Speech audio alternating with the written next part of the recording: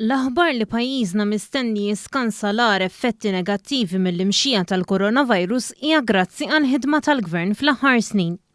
L-analista finanzjarju Steve Ellul jemmen li ħidmet il-Gvern partikolarment fl-aħħar ġimgħat bil-pakketti finanzjarji li ħabbar se tistimola n-negozji l-iktar milquta. Dan huwa riżultat ukoll ta' pakkett finanzjarju illi huwa immirat b'mod ċar ħafna biex kemm jista' jkun jinżammu ħaddiema mal-impjegati tagħhom u min iħaddem kemm jista' jkun li jkollu aċċess f'saħħtu għal finanzi b'mod u ammont sinifikanti ta' likwidità.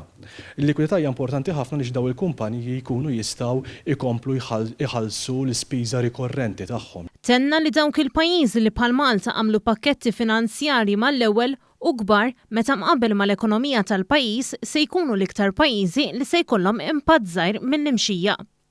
U hekk kif il-Fond Monetarju Internazzjonali qed ibassar li l-2021 se tkun sena ta' rkupru għall-ekonomija dinjija wara l-pandemija, Ellun spjega li pajjiżna se jirkupra ferm iktar malajr mill-medja Ewropea. Qed naraw il-Malta tirkupra viċin 7% fit-tkabbir annwali fl-2021 ikkumparat mal-4.7% f'dik li hija ż-żona Ewropea.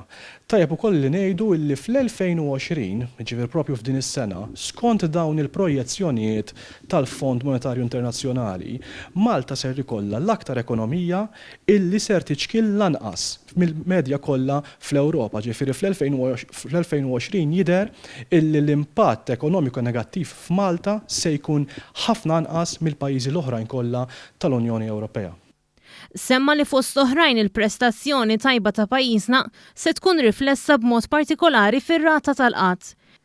Din tidher li se titla' ftit għal 5% mir-rata preżenti ta' 3.4% qabel ma terġa' tinżel għal livell preżenti is-sena d-dieħla. Pereżempju l-Olanda li għandhom ukoll rata ta' qatt viċin 3.4%. Fl-2020 dan l-istess rapport qiegħed jara daw il-pajjiżi ir-rata tal-qatt tagħhom tirdoppja viċin is-7%. Ġifieri anke hawnhekk meta kkumparati ma' pajjiżi oħrajn, ma' ekonomiji oħrajn, ekonomiji bħal tagħna illi għamlu pakketti finanzjarji sinifikanti, jidher illi se jkollhom impatt jew l-istennija hija li jkollhom impatt materjali pożittiv ħafna fuq is-suq tax-xogħol u anke l-andament ekonomiku b'mod ġenerali. Intant il-Partit Laburista innota li l-analiżi tal-Fond Monetarju Internazzjonali dwar l-ekonomija Maltija tikkonferma li l-miżuri li ħall-Gvern se jħallu l-frott mixtieq meta s-sitwazzjoni terġa' tiġi għan-normal.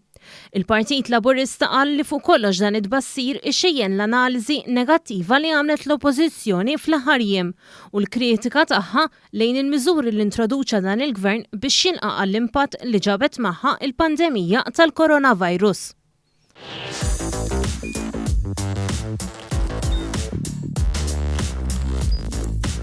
Idħol fuq one.com.mt u hemmhekk tista' tara l-programmi kollha li jxandru fuq One permezz ta' One Play.